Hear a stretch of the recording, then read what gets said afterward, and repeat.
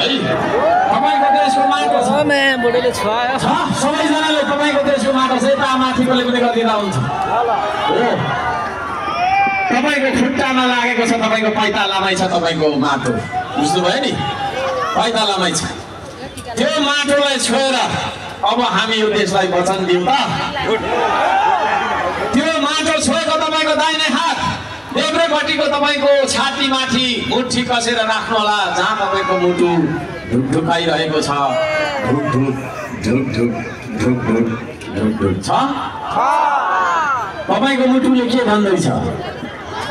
मेरो देश मेरो देश मेरो देश मेरो देश मेरो माटो मेरो माटो मेरो माटो मेरो माटो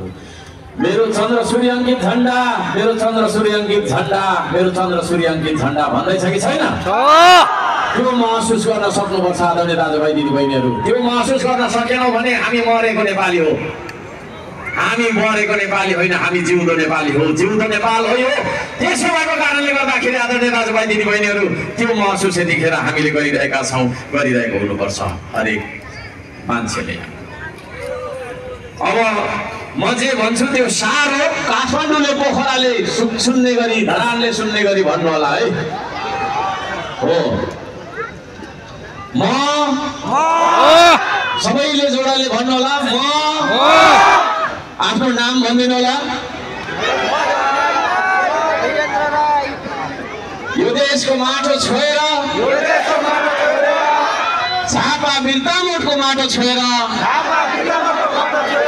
यो देशलाई वचन दिन्छु माटोलाई वचन दिन्छु श्रम संस्कृति महाअभियानको विधानलाई पालना गर्दै श्रमदानको महाअभियानमा लाग्नेछु अरूलाई समेत प्रेरित गर्नेछु यो देशको स्वाधीनता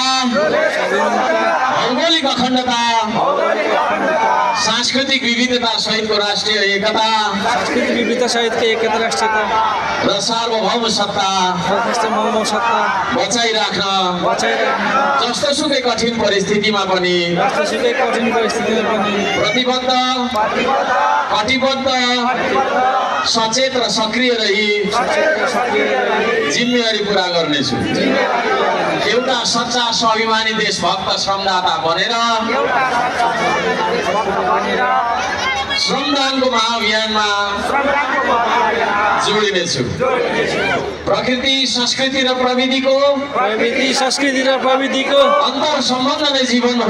अन्तर सम्बन्ध नै जीवन हो प्रकृति संस्कृति र प्रविधिको सन्तुलित र समुचित विकासले मात्रै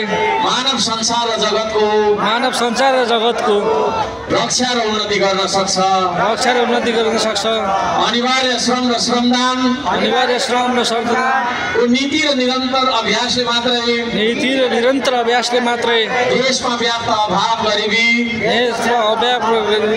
र विभेदको अन्त्य गर्न सक्दछ